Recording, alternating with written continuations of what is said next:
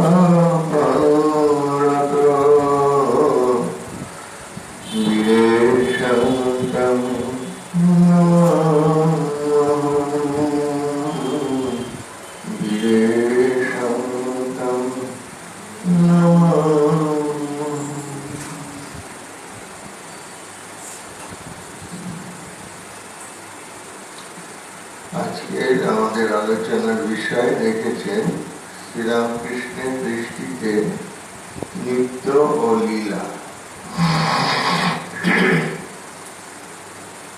নিত্য ও লীলা হচ্ছে ভগবানের দুটি স্বরূপ, দুটি দিক। আমরা যে ভগবান বলি, ঈশ্বর বলি, ভগবান একই, কিন্তু যেন দুটি রূপে, দুটি ভাবে তিনি রয়েছেন, তিনি থাকেন। একটাকে বলে স্বরূপে থাকা, সত্তায় থাকা।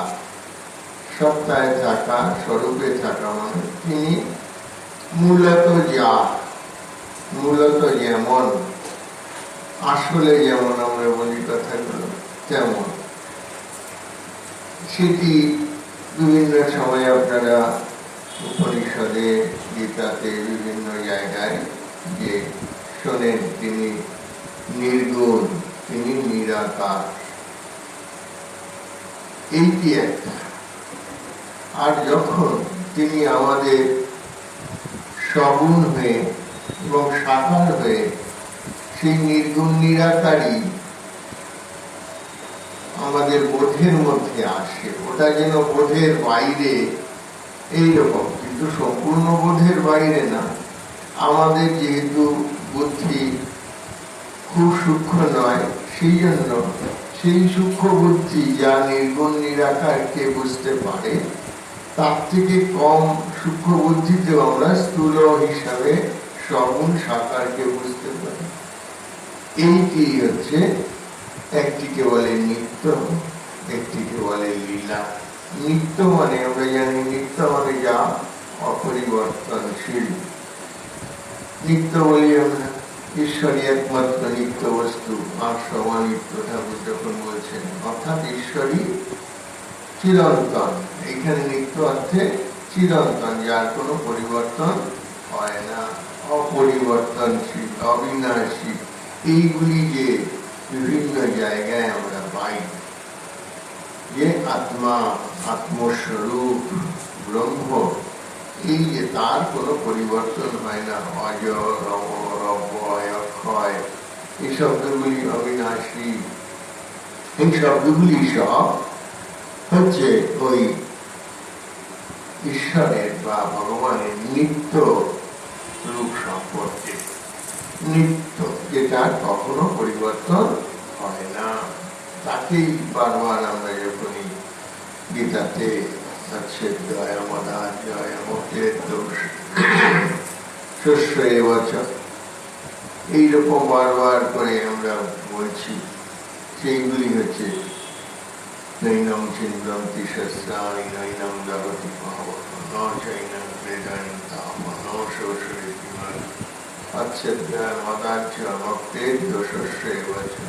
নিত্য, এখানে শব্দটা নিত্য, সর্বগত স্থান অচলায়ং সনাতন। এই শব্দগুলো সবই নিত্য বলতে বোঝায়, অচল, সনাতন, নিত্য, যেটি যেন পরিবর্তন হয় না। সেটি একটা রূপ, যাকে আমরা বলি না ঈশ্বর ভগবান গোলকে থাকেন, বৈকুণ্ঠে থাকেন, এরকম আমরা স্বর্গে থাকেন, রামকৃষ্ণ লোকের কথা এখন যে প্রচলিত, এই যে সেইখানে যে তিনি থাকেন, সেইটি তার নিত্য স্বরূপ। সেখানে যেন তিনি সর্বদা অবস্থান করছেন, সর্বদা থাকেন। সেই জন্য এটা শব্দটা হচ্ছে নিত্য। আর আমরা যেহেতু সেই বৈকুণ্ঠে যেতে পারছি না, তিনি আমাকে বৈকুণ্ঠে থেকে এসে দেখা দিতে পারেন, যদি তিনি সেটা করেন, তাহলে লীলা হয়।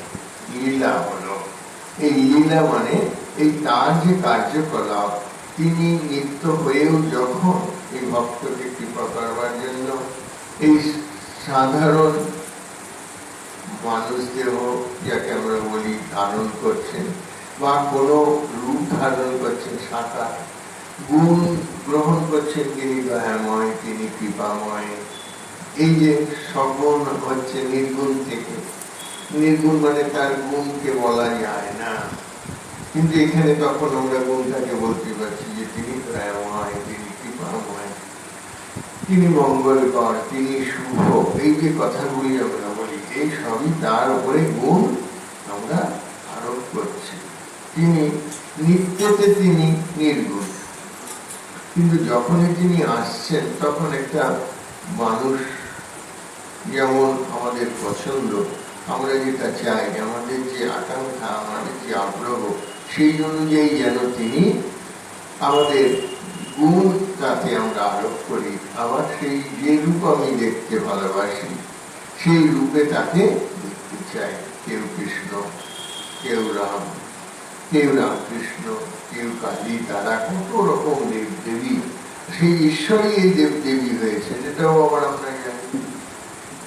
এই অবতাররাও ঠিক সেরকম, সেই যে নির্গুণ নিরাকার স্বরূপে অবস্থিত, সত্তায় অবস্থিত যে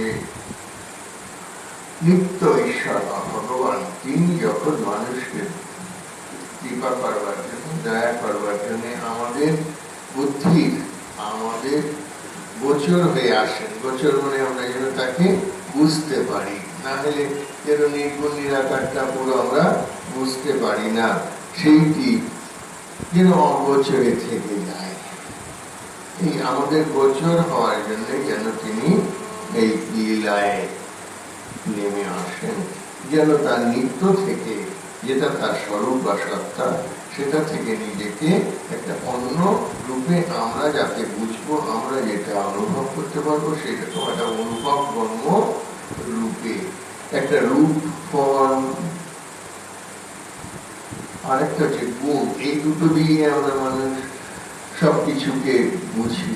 সেই জন্য আগে একটা রূপ চাই, সেই রূপটার আমরা ধ্যান করি, আর যে নামটা সেটা আমরা জপ করি, তাতে সেই নাম আর রূপ দিয়ে এই জগৎ, সেই জন্য নাম আর রূপ আমরা চাই। যে কোনো একটা বস্তুর, জিনিসের একটা নাম থাকে আর একটা রূপ থাকে।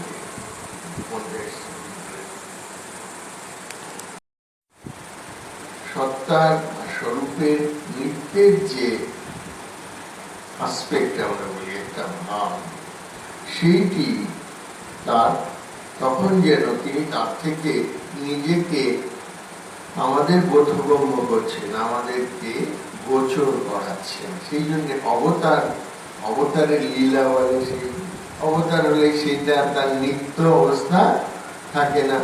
নিত্য থেকে যখন তিনি আবির্ভূত হন তখনই তার লীলা শুরু হল। লীলা মানে এই জগতের মতো হয়ে আসা, তার কার্যকলাপ। নিত্যে যখন থাকছে তখন তার কোনো কার্যকলাপ আলাদা আমরা কিছু যেন ধরতে পারি না, তথাপি তিনি ভগবান সবকিছু করছেন, এটা ভগবান আমরা জানি, তাই তো? তিনি অন্তর্জামী, তিনি রয়েছেন, তার ইচ্ছাতেই জগৎ চলছে, তার তিনি এই জগৎকে ধারণ করে রয়েছেন। আমরা বুঝি আর না বুঝি, এইগুলি আমরা ঈশ্বর সম্পর্কে শুনি, কিন্তু সেইটি হচ্ছে তার নিত্যের রূপ। কিন্তু শুধু নিত্যের রূপে আমরা সবটা যেহেতু বুঝে উঠতে পারি না, আবার আমাদের বোধগম্য করাতে, আমাদের গোচর হওয়াতে সেই যে নিত্য অবস্থা, তা থেকে যেন তিনি এই আমাদের গোচর হন। যখন তিনি মানুষ হয়ে আসছেন, অবতার হয়ে আসছেন, বা এই দেবদেবীর রূপ কল্পনা এবং তার গুণ কল্পনা, এইগুলি তখন তাদের লীলা। তখন তাদের লীলা যে লক্ষ্মী দেবী কি সরস্বতী দেবী, দুজনের গুণটাকে আমরা আলাদা করে বলি যে ইনি বিদ্যার দেবী, জ্ঞানের দেবী, ইনি ধনের দেবী, তাই না? তাহলে এটা তো তাদের দুজনের গুণ হলো। কিন্তু ঈশ্বরের তো সবটাই, লক্ষ্মীটাও ঈশ্বরের, আবার সরস্বতীটাও ঈশ্বরের। কিন্তু যখন তিনি লক্ষ্মী রূপে লক্ষ্মী পুজো গ্রহণ করছেন আমাদের, তখন যেন তিনি এই লক্ষ্মীর গুণগুলো তখন আমরা তাতে আরোপ করি। আবার সেই ঈশ্বরেরই যখন সরস্বতী রূপে আমি দেখছি, কালী রূপে দেখছি, তারা রূপে দেখছি, শিব রূপে দেখছি, পার্বতী রূপে দেখছি, কত দেবদেবী, তখন সেই দেবদেবীর গুণটাকে আমরা সেই নিত্য ঈশ্বরের এই রূপে তখন ওইটুকু শুধু যেন আমরা কল্পনা করে আরাধনা করি। সেই জন্যই এত দেবদেবীর আলাদা আলাদা ধ্যান মন্ত্র, আলাদা আলাদা তাদের পূজার উপকরণ এবং পূজার পদ্ধতি। যে মন্ত্র দিয়ে আমরা সরস্বতী পুজোর করি, সেটা দিয়ে শিবের করি না, এই যে বিষয়টা। কিন্তু সেই একই নিত্যের ভগবানই এই ভিন্ন ভিন্ন রূপে লীলায়, যখনই আমরা ছবি কল্পনা করি, যখনই গুণ কল্পনা করি, তখনই হয়ে গেল লীলা। এই জন্য অবতারের সম্পূর্ণ জীবনটাই হচ্ছে যখন তিনি রাম রূপে এসেছিলেন, কৃষ্ণ রূপে এসেছিলেন, কি বুদ্ধ রূপে, কি চৈতন্য রূপে, কি হযরত মুহাম্মদ যীশু খ্রিস্ট, আমাদের শ্রীরামকৃষ্ণ, এই সব রূপেই সেই এক ঈশ্বরই বারবার ভিন্ন ভিন্ন রূপ এবং নাম নিয়ে এসেছেন। সেই জন্য তাদের যে এই নেমে আসা আমরা বলি অবতরণ, এই অবতরণ মানে আমরা যেখানে আছি, আমাদের বুদ্ধির বোধগম্য, আমরা যে স্বল্প বুদ্ধি, আমরা যে সেই সূক্ষ্ম বুদ্ধির অধিকারী নই, সেই জন্য আমাদের এই স্বল্প বুদ্ধির মানুষের কাছে তিনি যেন ওইভাবে এলে আমরা তাকে আরাধনা করতে পারবো, বুঝতে পারবো, তার জীবনটা আমরা অনুসরণ করতে পারবো। সেই জন্যে এই শ্রীরামকৃষ্ণ, মা সারদা দেবী, আমরা সকলেই জানি যে তারা হচ্ছেন এই একজন ভগবান, একজন ভগবতী, একজন অবতার আর একজনের অবতার লীলা সঙ্গিনী। কিন্তু তারা যখন আমাদের সেই শরীর ধারণ থেকে শরীর এই অপ্রকট হওয়া পর্যন্ত, মহাপ্রয়াণ পর্যন্ত যে মানুষ সে মতো জীবনটি যাপন করেছিলেন, সেইটা লীলা, আমরা বলি লীলা অবসান হওয়া। লীলা অপ্রকট, প্রকট মানে প্রকাশ, আর অপ্রকট মানে আবার যেন সেটা বন্ধ হয়ে গেল, মানে তিনি তার স্বধামে গেলেন, এই কথা বলা হয়। তাহলে স্বধামটা হচ্ছে নিত্য। এইভাবে এইটা শ্রীরামকৃষ্ণ কথামৃতে মাঝে মাঝেই দেখবেন নিত্য লীলা। এটা সেই জন্য আমি বেছে নিলাম, হলো এটা আমাদের রামকৃষ্ণ ভাব আদর্শে শ্রীরামকৃষ্ণ জীবনের একটা দার্শনিক ভিত্তি। কি দার্শনিক ভিত্তি? যে এইগুলি হচ্ছে আমাদের ভগবানের যে দুটো আসপেক্ট, সেই দুটো আসপেক্টের মধ্যেই আমাদের ভগবানকে বুঝতে হবে। শুধু লীলা পুরোটা থাকছে না, তাই না? শ্রীরামকৃষ্ণ 50 বছরের একটা মস্ত জীবন, কিন্তু ঈশ্বর তো সবসময় আছে। তাহলে সেই যে ঈশ্বর, তারই তো তিনি অবতার হয়েছিলেন, এটা বোঝা যাচ্ছে। তারপরে তখন যে বৈকুণ্ঠে তিনি নেই তা নয়, তিনি যেহেতু সর্বশক্তিমান, বৈকুণ্ঠের থেকেও শ্রীরামকৃষ্ণ রূপ ধারণ করে জগতে 50 বছর শরীর ধারণ। এরকম তো আমাদের মনে হতে পারে যে আমার ঠাকুর ঘরে যদি আমি ঠাকুরের দর্শন করি, আচ্ছা সেই সময় আরেকজনকে তিনি দেখা দিতে পারেন কিনা, এরকম মাঝে মাঝে মনে হয় কিনা? তাহলে কি তিনি একবার ওখানে একবার ওখানে ঘুরে বেড়াচ্ছেন? না, তিনি ভক্তকে কি করবার জন্য তারকে যে কোনো জায়গায় যে কোনো জনকে যে কোনো রূপে দর্শন দিতে পারেন। সেইটার জন্যই তো তিনি সর্বশক্তিমান। বলে আমরা যেমন এখানে কলেজ স্ট্রিটে থাকলে জামাপুকুরে নেই, জামাপুকুরে থাকলে বাগবাজারে নেই, বাগবাজারে থাকলে শ্যামবাজারে নেই, আমাদের মতো নন তিনি। সেই জন্য তিনি যখন এই রূপে দেখা দিচ্ছেন তখন তিনি লীলায়, কিন্তু সেই নিত্য থেকে যে তার লীলার বিভক্ত হওয়া, সেটা হচ্ছে অসংখ্য। তাহলে বুঝতে হবে যে তার কোনো পরিমাণ পরিসীমা নেই। কত জায়গায় তিনি কতজনকে দর্শন দিতে পারেন বা তার পুজো গ্রহণ করতে পারেন, তার কোনো সীমা পরিসীমা নেই। এইভাবে ঈশ্বরকে বুঝবে। কেন? তিনি সর্বশক্তিমান বলে, আর সর্বশক্তিমান বলেই তো নিত্য থেকে তিনি নিজেকে বার করে নিয়ে আসতে পারেন। সেই জন্য শ্রীরামকৃষ্ণ বারবারই এই দুটো যে আলাদা নয়, এইটি বোঝাতে চেষ্টা করেছেন। এই দুটোকে আমরা সবসময় যেন আলাদা আলাদা মনে মনে করি।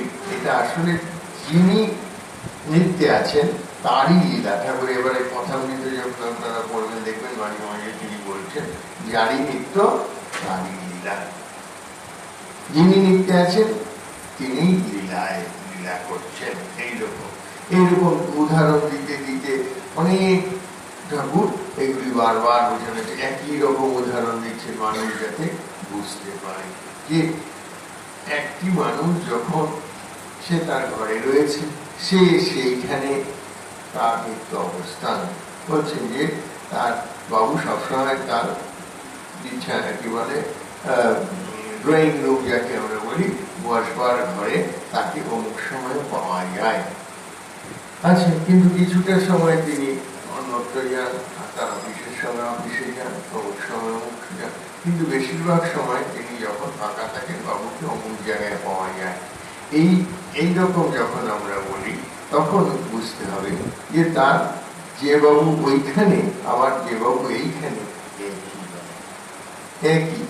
সেই যখন তিনি অফিসে গেলেন না, বাড়িতে যখন ছিলেন, সে যে আলাদা তা নয়। বৈকুণ্ঠে গোলকে বা যখন তিনি নির্গুণ নিরাকার রূপে নিত্যে রয়েছেন তিনি, আর যখন তিনি অবতার হয়ে বা আমাদের দেবদেবী হিসাবে যখন পুজো নিচ্ছেন, এই যে আমরা যখন আরতি করলাম, আরতি গান করলাম, এটা তার নিত্য রূপের স্মরণ করে আমরা করলাম তা নয়, আমরা তার লীলা রূপেরই, কারণ তার ছবির সামনে করছি, নিরাকার নির্গুণের সামনে করছি না।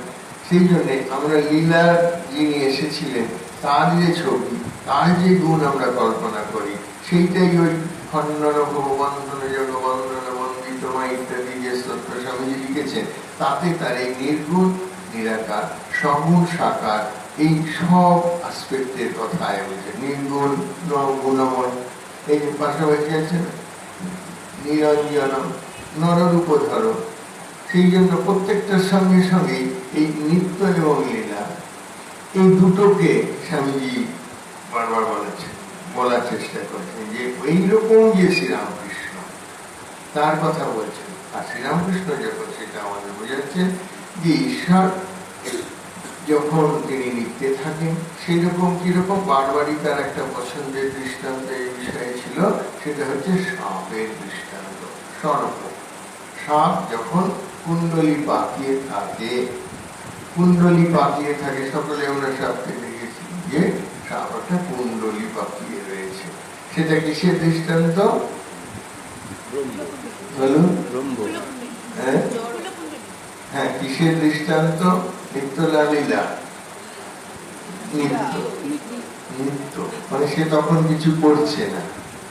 আর যখন সেটা সাপ এঁকে বেঁকে,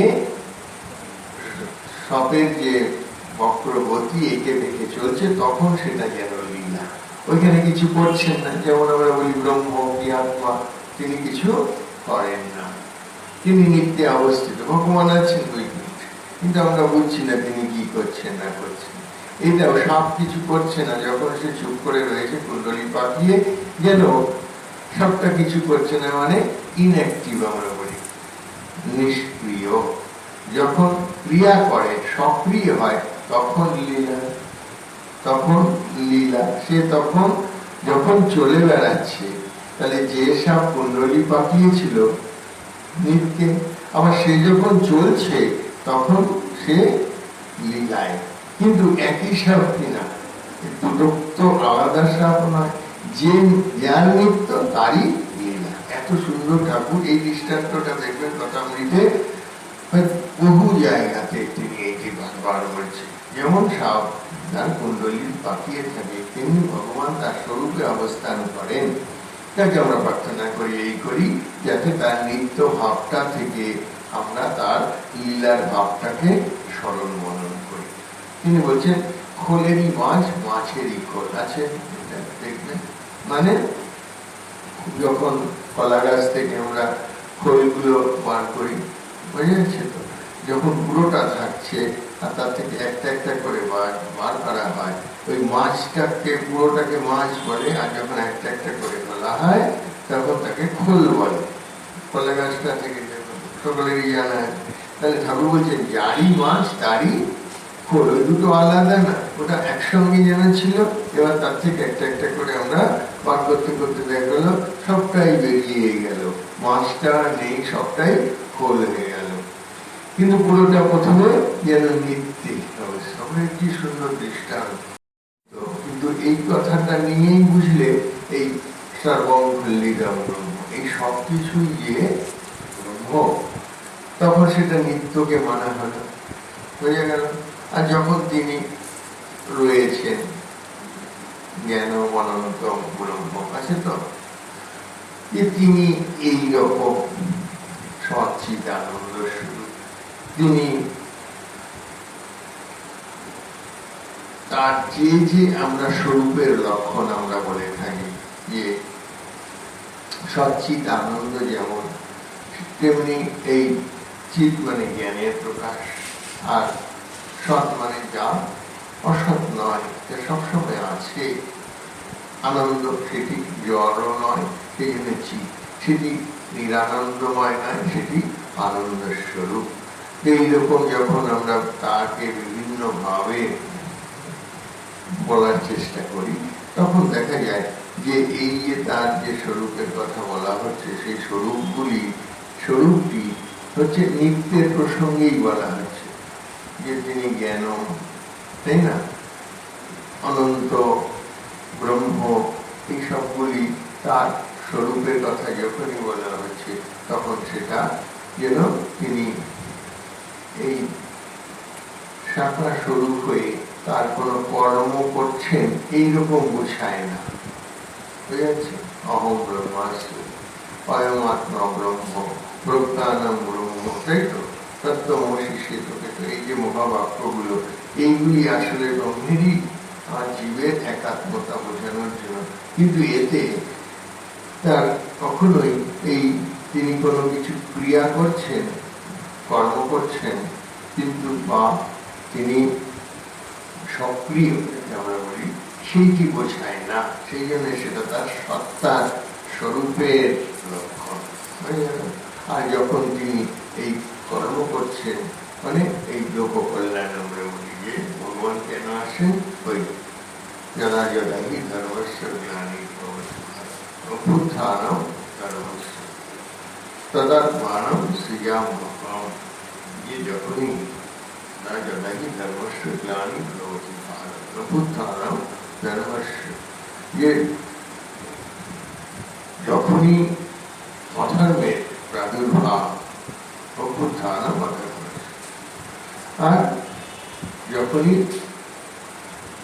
পাপের বৃদ্ধি হচ্ছে, অধর্মের বৃদ্ধি, তাই তো, তখন তিনি তাকে আসতে হয়। সেই যে আশা, তখন আসলে আশাটা হচ্ছে অভ্যুত্থানম অধর্মস্য তদাত্মানম সৃজম। আমি নিজেকে যেন সৃজন করি, আমি নিজেকে সৃজন করি। সৃজন করি মানে আমি তার থেকে যেন ওই স্বরূপ থেকে যেন বেরিয়ে এসে ওই সিংহ রূপে, কখনো বুদ্ধ রূপে, কখনো মৎস্য রূপে, তিনি দশাবতার রূপে এসেছেন। তারপরেও আমাদের ঠাকুরকে আমরা দেখছি যে না, তিনি ভগবান শ্রীকৃষ্ণ বলেছেন ভগবতে যে অসংখ্য অবতার, অসংখ্য, যে অবতার অসংখ্য, একবার দুবার তিনি আছেন তা না। তিনি যদা যদা হি ধর্মস্য গ্লানি ভবতি, ধর্মের গ্লানি যখন, অভ্যুত্থান অধর্মের যখন প্রাদুর্ভাব হয়, তদাত্মানং সৃজামহম। কি করতে? পরিত্রাণায় সাধুনাং বিনাশায় চ দুষ্কৃতাম। তাহলে ওই আমি নিজেকে সৃজন করি কেন? পরিত্রাণায় সাধুনাং, সাধু ব্যক্তি, সৎ ব্যক্তি, ভালো মানুষ যারা, তাদেরকে রক্ষা করার জন্য। বিনাশায় চ দুষ্কৃতাম, দুষ্কৃতির বা খারাপগুলো বিনাশের জন্য আমি বারবার আসি। পরিত্রাণায় সাধনা বিনাশের জন্য ধর্ম সংস্থাপনার্থ, এই করে কি করে ধর্ম সংস্থাপনার্থে সম্ভব আমি যুগে যুগে, বারবার যুগে যুগে, একবার একবার আসি তা বলছেন না, যুগে যুগে আসি। সম্ভব আমি মানে হচ্ছে সৃজন করা, নিজেকে প্রকাশ করা, যেন নিত্যে যেন তিনি অপ্রকাশ হয়ে রয়েছেন, আর লীলাতে যেন তিনি নিজেকে প্রকাশ করছেন। এই নিত্য লীলা, এইটি খুব ভালো করে বুঝলে তখন আমাদের যে শ্রীরামকৃষ্ণ ভাবাদর্শ, তার যে শ্রীরামকৃষ্ণ যে সবকিছুকে মেনেছেন, শুধু একটা দিককে মানেনি, সব দিককে স্বীকার করেছেন, সেইটি বুঝা যায়। ঈশাবাস্যমিদং সর্বং যৎকিঞ্চ জগৎ জগৎ তেন তত্ত্বেন গীতা মা বিবিধ কাশ্য সিদ্ধং। ঈশাবাস্য উপনিষদ প্রথম শুরু হচ্ছে এই সমস্ত কিছু তার দ্বারা ব্যক্তিত, তার দ্বারা আলোকিত। তিনি যেন সবকিছুর মধ্যে রয়েছেন, তিনি সবকিছুকে ঢেকে রেখেছেন, এইরকম অর্থ। তার মানে হচ্ছে তিনি এই সবকিছু, তিনি সবকিছু। তাহলে ঈশাবাস্যমিদং সর্বং, এই যা কিছু দেখছি তা তার দ্বারাই পরিব্যাপ্ত, তার দ্বারা পরিব্যাপ্ত মানে হচ্ছে তিনি এই সবকিছু। এইটা তাহলে এই যে জগৎ, যে গোলক বা বৈকুণ্ঠে যাকে আমি ভগবানকে ডাকছি, তাছাড়া এই জগৎকে অস্বীকার করার একটা প্রবণতা অনেকের মনে থাকে, যে ভগবান শুধু ঠাকুর ঘরেই আছে, মন্দির মসজিদেই আছে।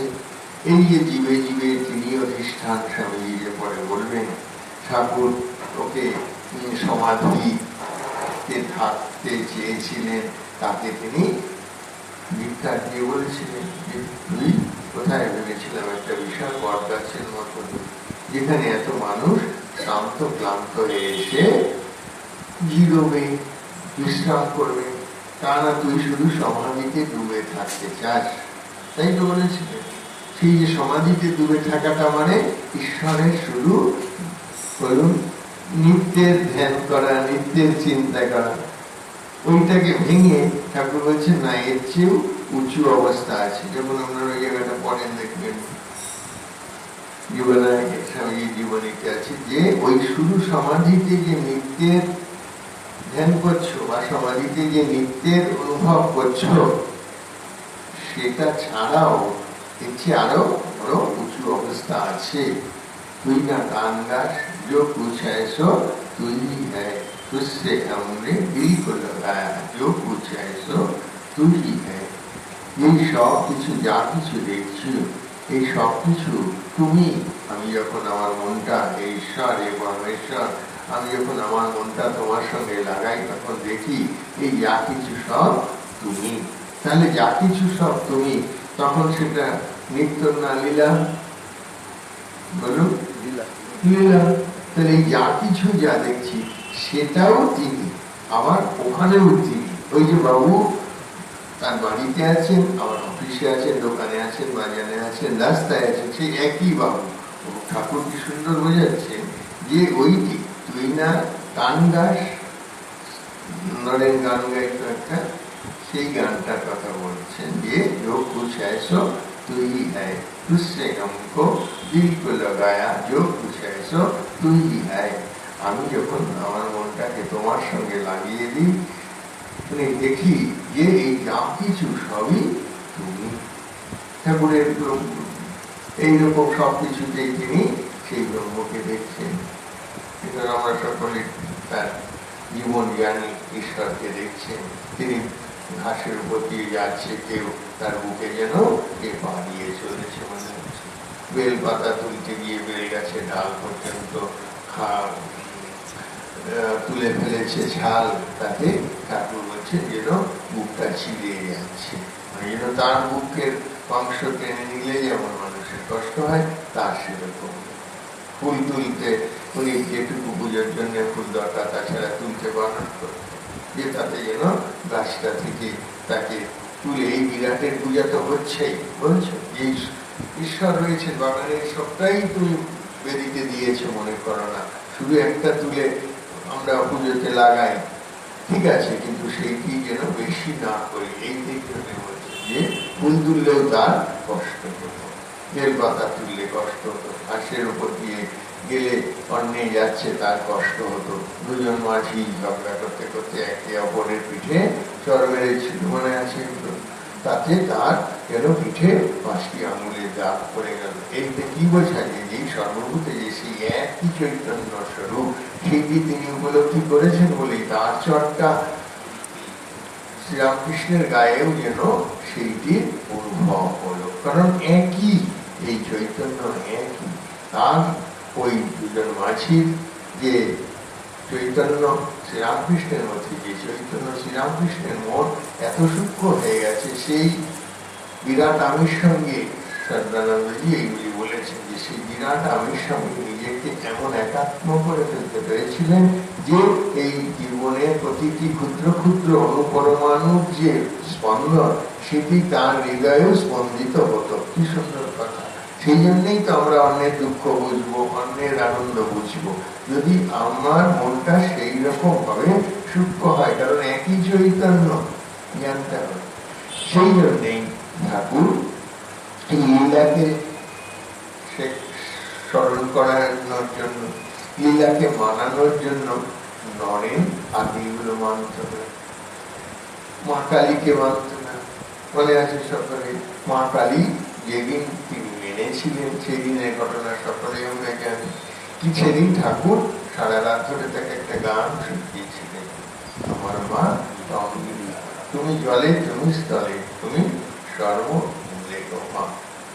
আচ্ছা, তাহলে মানে এই যিনি সেই দাদা আত্মমূলে যিনি, তিনি আবার এই সর্বঘটে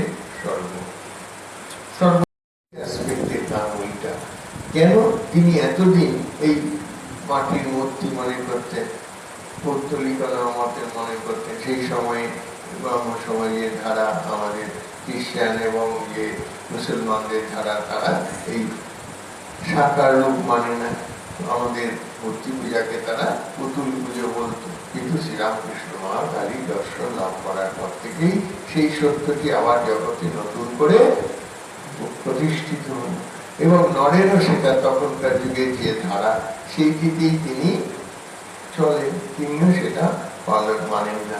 সেই জন্যে বললেন যে আমাদের সংসারের এরকম দুঃখ দুর্দশা, আপনি মাকে একবার বলুন না আমাদের দুঃখ দুর্দশা কমিয়ে দেওয়া। ঠাকুর বলেছিলেন তুই তো মাকে মানিস না, মাকে যে যাকে মানে না তার কাছে তো প্রার্থনা করা যায় না। ঠাকুর চাইছেন যে ও গিয়ে মার কাছে প্রার্থনা করুক, বলুক। যে মানেই না তাকে প্রার্থনা কখন করা যায়? যার কাছে প্রার্থনা করছি তিনি সেই প্রার্থনা পূরণ করতে পারেন, এই বোধ থাকলে তো প্রার্থনা। যে তাকেই মানে না তার কাছে প্রার্থনা, তার কাছে আসবে না, প্রার্থনা করা যাবে না।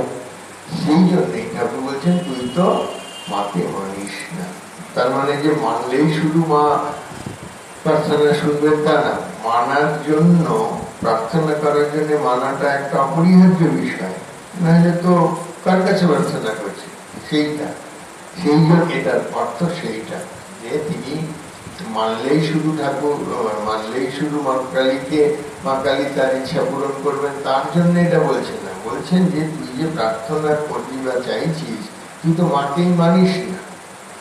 যার কাছে প্রার্থনা করবি তার সত্যতা যদি না মানা যায় তাহলে প্রার্থনা করে কি অর্থটা? ওইটি ঠাকুর ধরিয়ে দিচ্ছে। যা তুই আজ মঙ্গলবার বলেছিলেন যে তুই যা, একবার দুবার তিনবার সকলে আমরা সেই ঘটনা জানি, কিন্তু তৃতীয়বারে এমন তিনি মায়ের রূপ দর্শন করলেন যে তিনি মার কাছে আর ওইসব কিছু চাইতে পারলেন না। চাইতে পারলেন না মানে প্রথমবারেও পারেননি, দ্বিতীয়বারেও পারেননি, তৃতীয়বারেও পারেননি। কেন? তার দর্শন হয়েছে বলে, মা কালীর দর্শন হয়েছে বলে। যা ঈশ্বরের দর্শন হলে সব বাসনা কামনা চলে যায়। সেই জন্যই তো তার প্রথমবার, দ্বিতীয়বার, তৃতীয়বার মানে যখনই তিনি মার কাছে গিয়ে দাঁড়িয়েছেন তার কাছে প্রার্থনা করছেন, তার মুখ দিয়ে বেরিয়ে যাচ্ছে আমায় জ্ঞান দাও, মুক্তি দাও, বিবেক দাও, বৈরাগ্য দাও। তার সংসারে দুঃখ দূর করার প্রার্থনা তিনি করতে পারছেন। তাতে কি বোঝা গেছে? যে তার মা কালী দর্শন হয়ে গেছে, মা তাকে দর্শন দিয়ে ফেলেছেন। যার যখন দর্শন দিয়ে ফেলেছেন তার মানে তার ঈশ্বর দর্শন হলো। ঈশ্বর দর্শন হলে বাসনা কামনা দূর হয়ে যায়। তো দূর হয়ে গেছে বলেই তার বাসনা কামনার কিছু প্রার্থনা করতে পারলেন না। তিনি ঠাকুরের কাছে ফিরে এলে ঠাকুর সেটাই জিজ্ঞাসা করলেন, বলেছিস একবার দুবার তিনবারই ফেরত পাঠিয়েছিলেন তাই তো, কিন্তু তিনি বললেন না আমি বলতে পারিনি। ঠাকুর বুঝলেন বলতে পারেনি, সেটা ঠাকুরের আকাঙ্ক্ষিতই। সে জ্ঞান মুক্তি জীবের বৈরাগ্য চেয়েছে, এই সংসারের দুঃখ দূর করার বাসনা প্রকাশ করেনি। ঠাকুর সেই আনন্দে সারা রাত ধরে তাকে একটা গান, গানটার মধ্যে এই জিনিসটা গেছে যে মা কালী তিনি হচ্ছেন নিত্যের দেবী। বোঝা যাচ্ছে? যখন তাকে আমরা আরাধনা করি, প্রার্থনা করি, এটা তখন আর তিনি শুধু স্বরূপে আছেন তা নয়। তাহলে এই মা কালীকে মানার মধ্যে দিয়ে ঠাকুরের আনন্দ কেন? যে নরেন মা কালী মেরেছে সকলকে। পরের দিনে যে যখন এসেছে, আজের স্বামীজির জীবনী পিঠা করে যে এসেছে তাকেই বলছে যে নরেন মা মেরেছে, নরেন মা মেরেছে, নরেন মা মেরেছে। তাতে ঠাকুরের আনন্দের কি কারণ? আনন্দের কারণ তিনি তো নরেনকে এনেছেন জগতের কল্যাণ করাবেন বলে। মানুষের দুঃখ দুর্দশা সেটা যে সত্য এইটা না জানলে, নিত্যকে না মানলে, তিনি এই সর্বভূতে দুঃখ অনুভব করছেন, তিনি এই সর্বভূতে কাতর হয়ে আছেন, ইনি সর্বভূতে অসহায় হয়ে রয়েছেন, এরা সত্য। এটা জানলে তো তার দুঃখটা আমি দূর করতে চেষ্টা করব। এই যে যাকে যে কাজের জন্য এনেছেন সেই কাজটাকে যদি সত্য বলে না মনে হয় সেই কাজটা করা যাবে? ব্যাপারটা বোঝা যাচ্ছে। তিনি সমাধিস্থ হয়ে থাকলে তার নিত্যের নিজের লাভ হবে, নিজের উপকার হবে, নিজের ঈশ্বর অনুভব হবে, ঈশ্বর অনুভূতি হবে। কিন্তু জগতের মানুষের কি হলো? সেই জন্যই তো ওই প্রার্থনার ওই বকাটা তিনি তাকে ভর্সনা করছেন যে তোর এইরকম বলছিস তুই শুধু সমাধিতে থাকতে চাস। তখন মানে তুই কি চাস? বলছেন আমি কোথাও আছে 3 দিন, কোথাও আছে 5 দিন, যে শুধু সমাধিতে ডুবে থাকবো, মাঝে মাঝে একটু খাওয়ার জন্য উঠবো, আবার সমাধিতে চলে যাব। তখন ঠাকুর বলছেন যে তুই এত, তোর মনটা এত ছোট, ভেবেছিলাম তুই কোথায় একটা বিশাল বটগাছের মতো হবি, যেখানে এই জগতের মানুষ শ্রান্ত ক্লান্ত হয়ে তারা এসে বিশ্রাম করবে। তার মানে সে অর্ধেকটা চেয়েছে, এইটাকে মানালে তার হৃদয়টা পূর্ণতা প্রাপ্ত হয়। বোঝা যাচ্ছে, ভগবানের একটা দিক শুধু সে মেনে ধ্যানস্থ হয়ে সমাধিস্থ হতে চায়, তাতে জগতের মানুষকে তো সেই রসটা দেওয়া গেল না। এইটি হচ্ছে নিত্যকে মানার ফলে মা কালী এই সর্বব্যাপী রয়েছে। তিনি জলে, তিনি স্থলে, তিনি আত্মমূলে গোমা। ওই গানটাতে বারবার দেখবেন, এরপরে যখন গানটা হবে বা বইটা পাবেন, গানের প্রতিটি কথার মধ্যে এই তিনি যে সর্বব্যাপী, তিনি সর্বত্র পরিব্যাপ্ত, এই সবের মধ্যে তিনিই আছেন। সর্বঘটে গোমা, ঘট মানে প্রতি জীব, ঘট মানে শুধু ওই ঘট নয়, আমাদের দেহকেই এক একটা ঘট বলা হয়। তাহলে তিনি এই ঘটে ঘটে তিনিই বিরাজ করছেন। তাহলে তার যখন দুঃখ, সেই দুঃখ যখন আমরা দূর করতে যাব, কার দুঃখ দূর করছি? আমরা ভগবানেরই সেবা করছি। তাহলে আমরা যে আত্মের সেবা করি, দুঃখীর সেবা করি, আমরা অশিক্ষার সেবা করি, আমরা অজ্ঞানীর সেবা করি, সবটাই এই নিত্যের মধ্যে দিয়ে, এই কি বলে লীলার মধ্যে দিয়ে আমাদের এই কালী পূজা। স্বামীজি বলছে শেষে এই সর্বভূতে সেই প্রেমময় বহুরূপে সম্মুখে তোমার ছাড়ি কোথা খুঁজিছ ঈশ্বর। জীবের প্রেম করে যেই জন, সেই জন সেবিছে ঈশ্বর। এই সবটাই হচ্ছে নিত্য থেকে লীলায় তাকে কাজে অবতীর্ণ করানোর ঘটনা। মাও বলেছেন যে এই তোমার সন্তানেরা তোমার ভাব নিয়ে একত্রিত থাকবে, আর সংসার তাপদগ্ধ মানুষেরা এদের কাছে এসে, মানে এই সন্ন্যাসীদের কাছে এসে তোমার কথা শুনে, অর্থাৎ শ্রীরামকৃষ্ণের কথা শুনে প্রাণে শান্তি পাবে। এই জন্যই তো তোমার আশা। কি সুন্দর যে শ্রীরামকৃষ্ণের কাছে, শ্রীরামকৃষ্ণকে যে মানুষ গ্রহণ করবে তাতে শান্তি পাবে। এই সাধুদের কাছে, মঠে, মিশনে, আশ্রমে কেন আমরা আসবো? এই সাধুদের কাছে ঠাকুরের কথা শুনে মানুষ শান্তি পাবে। আমাদের এইটা কর্তব্য স্থির করে দিয়ে গেছে, এটা আমাদের করতে হবে। সেই জন্যে এই নিত্যের সেবা করা যায় না, সেবাটা হচ্ছে পুরো ধারণাটাই লীলা। সেই জন্যে মা কালীকে মানায় ঠাকুরের এত আনন্দ যে ও এখন মানুষের দুঃখকে আর হেসে উড়িয়ে দিতে পারবে না। কারণ বেদান্তে তো তাই, যে ব্রহ্ম সত্য, জগৎ মিথ্যা। তো জগতেকে কাঁদছে আর হাসছে, দুটোই তো তার কাছে মিথ্যা। মিথ্যা হলে তাকে সেটা সারানোর কেউ চেষ্টা করে, এটা একটা মিথ্যা ঘড়ি, এটা একটা মিথ্যা রেডিও, এটা একটা মিথ্যা টেলিভিশন, তখন কি না ওই বাচ্চাদের খেলনার মতো, সেটা সারানোর কেউ চেষ্টা করে না। কিন্তু আমার ঘড়িটা তখন যে না, এটা তো আসল। সেরকম এই জগতে সবটাই যদি আমরা মিথ্যা, যেটা বেদান্তের তত্ত্বের মধ্যে সেটা জগৎ মিথ্যা আর ব্রহ্ম সত্য। জগৎ মিথ্যা হলে জগতে দুঃখ দুর্দশা এসবই তাহলে মিথ্যা না। এইটি যতক্ষণ আমাদের অজ্ঞান রয়েছে ততক্ষণ তাকে, সেই দিককে সত্য বলেই তাকে, তার যেহেতু প্রতিভাত হচ্ছে, সত্য বলেই মনে হচ্ছে, তাকে সেইখানে দাঁড়িয়েই তাকে সেবা করতে হবে। তার সেই দুঃখ দুর্দশার ঊর্ধ্বে যখন তুমি তাকে সমাধিতে পৌঁছানোর মতো অবস্থায় তুলতে পারবে, তখন সে নিজেই অনুভব করবে যে আমার জীবনে কখনোই দুঃখের কোনো কারণ ছিল না। আমি নিজেকে এই দুঃখী মনে করেছিলাম, আমি নিজেকে এই বদ্ধ মনে করেছিলাম, আমি মোটেই বদ্ধ। সেই জন্য এই নিত্য এবং লীলা, ঠাকুরের ওই সাপের প্রসঙ্গ অত্যন্ত গুরুত্বপূর্ণ। এই যেমন বলেছেন ভক্তিহীনে, যে যখন জল বড় হয়ে যায়, অর্থাৎ তখন একটা আকার নেয়, কিন্তু সেই যখন আবার জ্ঞান সূর্যে ওঠে তখন সেই জল যেন গলে যায়। একটা জ্ঞানের এবং ভক্তির, ভক্তি মানে হচ্ছে একটা সাকার রূপ নেয়, ভক্তের একটা সাকার রূপ প্রয়োজন।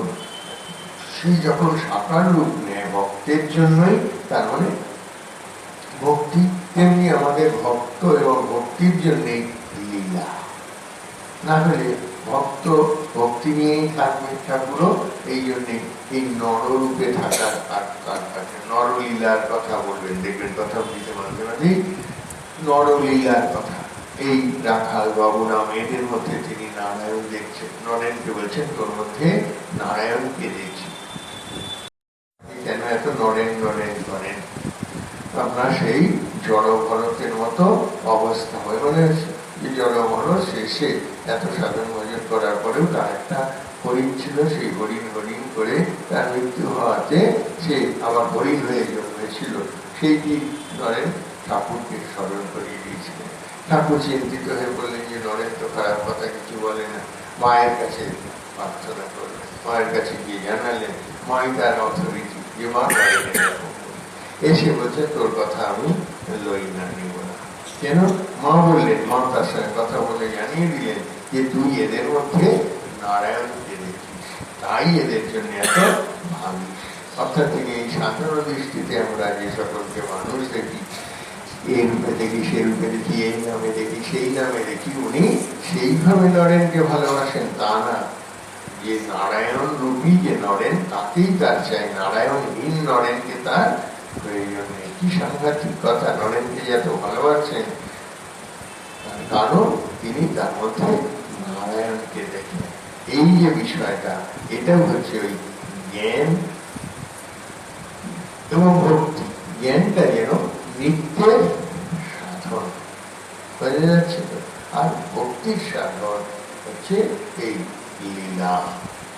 ভক্তির সাধন লীলা, আর জ্ঞানের সাধন, সেই জন্য জ্ঞানের চূড়ান্ত হচ্ছে নির্বিকল্প সমাধি। সমাধিতে কোনো রূপ নেই, সমাধিতে কোনো নাম নেই। নাম রূপের বাইরে যে সত্তা, তার অনুভব করা।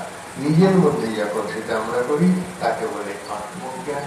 আবার সেইটি যখন দেখি যে আমার মধ্যে যিনি, অন্যের মধ্যে ওই জগতে সর্বত্রই সেই যিনি, তখন তাকে বলে ব্রহ্মজ্ঞান। এই আত্মাই ওই ব্রহ্ম। এই ব্রহ্ম এবং আত্মা এক এবং অভিন্ন। এইটা সেই জ্ঞানে নির্বিকল্প সমাধিতে অনুভব হয়। সেটা জ্ঞানের এবং সেই পুরো বিষয়টাই হচ্ছে নিত্যের অনুভব। আর যখন আমরা দেখি যে তিনি যে কোনো রূপে আমায় কৃপা করতে পারেন, যে কোনো রূপে তিনি আমায় দেখা দিতে পারেন, যে কোনো রূপে তিনি আমি তার পূজা যে যথমান প্রত্যন্ত ততইব মমবৎমানুবর্তন্তে মনুষ্যাবার্থ সর্বস্ব। এই যে তিনি যে যেভাবে আমার ভজনা করেন, আমি তাকে সেইভাবেই কৃপা করি। এইটিতে হচ্ছে তার লীলা। যে যেভাবে, অর্থাৎ কেউ ঊর্ধ্বে, কেউ সাকারে, কেউ নিরাকারে, সেই সবটাকেই তিনি বলছেন যে আমি তাকে সেইভাবে কৃপা করি। কেউ যদি নিরাকার নির্গুণ করতে চায়, তাকে আমি কৃপা করি। আবার যে সগুণ সাকার করতে চায়, তাকে আমি করি। সেই আমিটা তাকে বলে যিনি নিত্যে, যারই নিত্য তারই লীলা। যিনি নিত্যে, তিনিই লীলায়। এই দুটি ভিন্ন নয়। এই হচ্ছে ঠাকুরের দৃষ্টিতে নিত্য এবং লীলা তাৎপর্য। ওম জননী শারদাং দেবী রামকৃষ্ণং জগদ্গুরু পাদপদ্মে প্রায়শ্চিত্বা প্রণমামি মুহুর্মুহুঃ। তার মানেই হচ্ছে যে যেভাবেই আমরা ঈশ্বরের কথা ভাবি না কেন, তার নিত্য হোক আর লীলায় হোক, তার দুটোকেই আমরা, ঠাকুর অনেক সময় বলেছে আমি দুটোই ওই, নিত্যকেও নিই আবার লীলাকেও নিই। তাহলে সবসময় তার কথাই চিন্তা হবে। কখনো ধ্যান করতে ইচ্ছে হবে, ঠিক আছে, চিন্তা করতে ইচ্ছে করবে, জ্ঞানের কথা ভাবতে ইচ্ছে করবে, ঠিক আছে। আবার এই পুজো উপহার এটা ওটা অনেক বলে পুজো পাঠ, এই ছোটাছুটি আমার ভালো লাগে, আমার ধ্যান করতে ভালো লাগে। তবে এও যা করছে, ও যা করছে, দুটোতেই তিনি তারই চিন্তা হচ্ছে, এইটা জানা যাবে। তখন আর বিভেদও থাকবে না। নাইলেই বিভেদ হয়ে যায়। ওরটা থেকে আমারটা যেন ভালো পথ, ও মনে করবে ওরটার থেকে আমারটা ভালো পথ। এটার কোনো মনে নেই, কারণ সে নিত্যের আসপেক্টে করতে পারে, আমি লীলার আসপেক্টে করতে, আমি নিত্যের করতে পারি, লীলার করতে পারি। একই আমি বিভিন্ন সময় বিভিন্নটাও গ্রহণ করতে পারি, তাতে তারই চিন্তা হবে, তারই কৃপা আমি লাভ করবো, কারণ যারই নিত্য তারই লীলা।